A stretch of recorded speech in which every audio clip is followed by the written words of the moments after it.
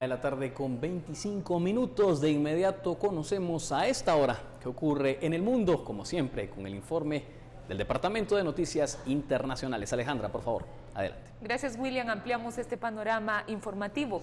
Un juzgado de la capital salvadoreña analiza si enjuiciará al expresidente Francisco Flores, acusado de la apropiación de una partida de 15 millones de dólares donados por Taiwán. El expresidente salvadoreño Francisco Flores compareció ante un juzgado capitalino que decidirá si es enjuiciado por delitos de corrupción que le imputa la Fiscalía. Se trata de una audiencia preliminar en la que también se discute la existencia de delitos y el ofrecimiento de pruebas. Flores es acusado por la apropiación de 15 millones de dólares donados por Taiwán para los damnificados de los terremotos del 2001 en el país centroamericano. El exmandatario, quien gobernó El Salvador entre 1999 y 2004, guarda arresto domiciliario después de ser investigado por el Congreso y la Fiscalía a raíz de una denuncia formulada en 2013. Se presentó de forma voluntaria ante la justicia luego de permanecer 4 meses prófugo. El arzobispo de Santiago de Chile, Ricardo Esati, declaró ante la justicia en el marco de una demanda civil en la que acusa a la Iglesia Católica chilena de encubrir al sacerdote Fernando Caridima, condenado por el Vaticano por abuso sexual de menores. Una demanda civil acusa a la Iglesia Católica chilena de encubrir al sacerdote Fernando Caridima, condenado por el Vaticano por abuso sexual de menores. El arzobispo de Santiago, Ricardo Esati, es demandado por la justicia chilena en su calidad de representante legal. Este jueves declaró por 2 horas y media ante la Corte de Apelaciones. Respeto profundamente el dolor de las víctimas y los comprendo. Ahora, diverso es decir si la Iglesia ha encubierto o no ha encubierto, las cosas que la Iglesia no ha encubierto. La próxima semana... Esati recordó el abuso grave de las víctimas y reiteró el perdón de la Iglesia, pero para el abogado de los afectados por Caridima, el perdón no es suficiente. Es como una falta de humildad mínima, porque se reconoce el daño, no se discute el daño que sufrieron mis clientes, no se discute que hay que pedir perdón, incluso que se pide perdón, pero no se reconoce ninguna responsabilidad. Entonces es un perdón como para la galería, porque ¿de qué sirve pedir perdón si al mismo tiempo digo yo no he hecho nada raro? Las 5 víctimas, todos exfeligreses, exigen la indemnización de unos $652.000, además de una declaración pública de perdón. En 2010, el Vaticano declaró a Caridima culpable de abuso sexual, condenándolo a retirarse a una vida de oración y penitencia. El caso sacudió a la Iglesia chilena, que pidió perdón en abril de 2011 por las acusaciones de pederastia sobre una veintena de sacerdotes. Un grupo de manifestantes organizó en el centro de Buenos Aires una original e insólita protesta contra los femicidios al grito de «Ponete las faldas si sos hombre». Un grupo de hombres ataviados con faldas era observado con sorpresa este jueves en pleno centro de Buenos Aires. Se trata de una protesta en contra de los feminicidios en el país. Es un pedido a la sociedad y a nuestros propios hermanos hombres. Basta de violencia, basta de femicidio, igualdad, inclusión e integración. Por las mujeres maltratadas, golpeadas, en contra del femicidio.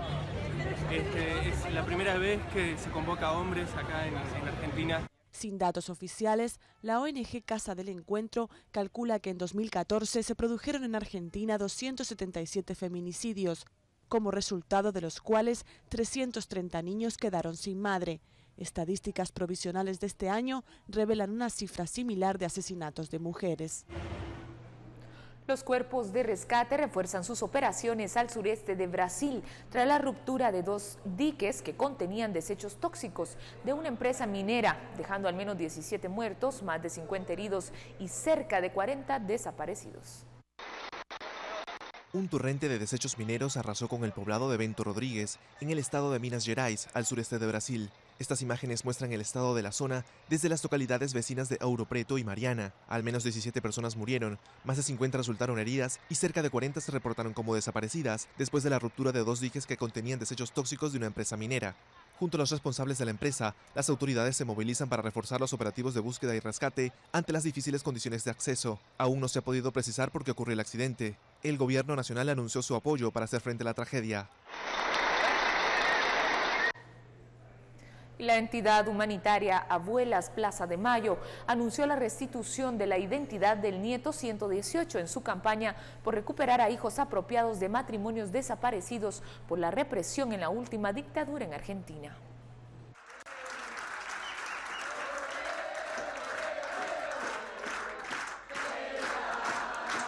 trata de Martín Ogando Montesano, nieto de Delia Giovanola. Desde hace 39 años que lo estaba buscando. Cuando se llevaron a mi hijo, hice la promesa de buscar a su hijo, y cuando perdí a la nieta, hice la promesa de buscar a su hermano. Y bueno, hoy me siento realizada en todo sentido, me siento muy acompañada, y bueno, es un día que quedará en mi memoria.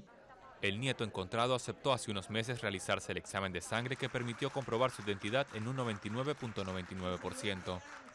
Es hijo de Jorge Oscar Ogando y de Estela Maris Montesano, ambos militantes de izquierda secuestrados por un comando de militares en 1976. La mayoría de los hijos de desaparecidos secuestrados fueron entregados a familias vinculadas al régimen. La entidad humanitaria argentina Las Abuelas Plaza de Mayo tiene la misión de recuperar la identidad de estos hijos perdidos y devolverles su identidad robada.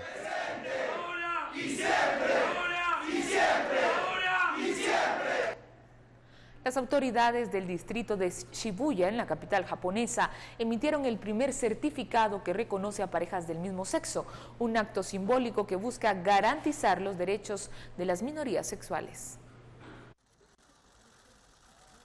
Hikoro y Koyuki se registraron como pareja este jueves en el distrito de Shibuya, en Tokio. Son las primeras personas homosexuales en recibir un certificado oficial que reconoce su unión, aunque no jurídicamente. El documento contiene un significado simbólico que les abre las puertas para defender sus derechos. Espero que la emisión de certificados se extienda rápidamente en todo el país. Quiero que mejore la vida cotidiana de las parejas del mismo sexo en Japón. Hoy es solo un decreto, pero yo personalmente sueño con poder casarme aquí, con Hiroko, algún día. En Japón no existe protección jurídica para parejas homosexuales y por ello sufren de prácticas discriminatorias. También se les deniegan contratos de alquiler aduciendo que sus relaciones no están en línea con las normas sociales. Quiero que esta medida, que reconoce a las parejas del mismo sexo en la ciudad, sea conocida y reconocida por muchos. Y también espero que se percaten que los homosexuales somos personas iguales. Somos parientes, compañeros de trabajo, familiares, amigos. La alcaldía de un distrito vecino informó que se sumaría a esta política de reconocimiento. Compañías aseguradoras y telefónicas reaccionaron anunciando que ampliarán sus servicios a parejas del mismo sexo en contratos de seguros de vida y descuentos familiares.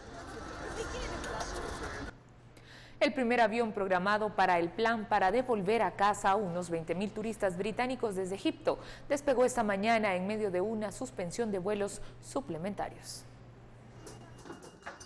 Con lentitud comenzó el plan de repatriación de unos 20.000 turistas británicos desde la localidad egipcia de Sharm el Sheikh.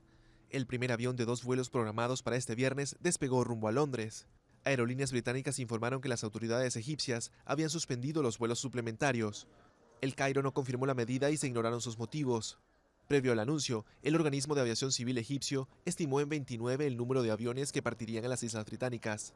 El gobierno británico asumió las riendas del regreso de sus connacionales por sospechas de que el avión ruso siniestrado en el Sinaí, tras despegar de la localidad egipcia, fue blanco de un atentado con bomba. Estoy muy contenta de que David Cameron haya tomado esa decisión. La seguridad de los ciudadanos tiene que ser prioritaria y la seguridad aquí cuando llegamos el miércoles era atroz. La hipótesis del ataque no es compartida por Egipto y Rusia, que piden esperar los resultados de la investigación oficial.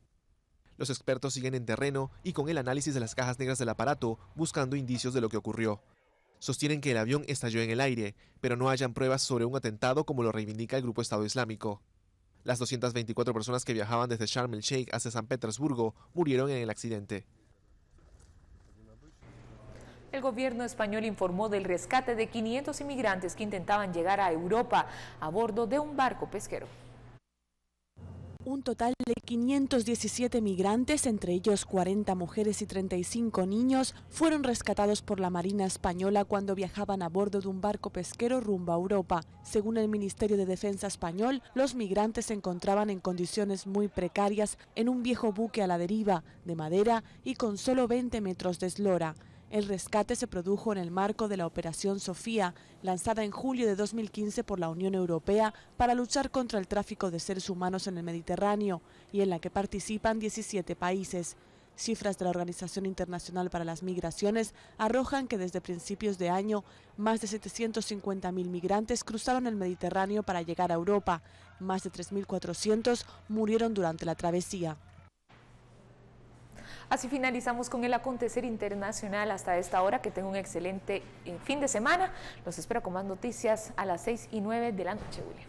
Así es, Alejandra, gracias por esta información. Seguiremos también pendientes a través de las redes sociales de información internacional de Noticiero Guatevisión, pero también tenemos importante información que se origina en la provincia. Hay una emergencia a esta hora en Huehuetenango y Carlos Roquel nos tiene el informe. Luego de la pausa, Carlos, bienvenido. Gracias, William. Alejandra, buenas tardes. Efectivamente, lamentablemente, una noticia que se genera en Huehuetenango. Un padre de familia mató a una de sus hijas. De más detalles estaremos hablando al regresar del corte comercial.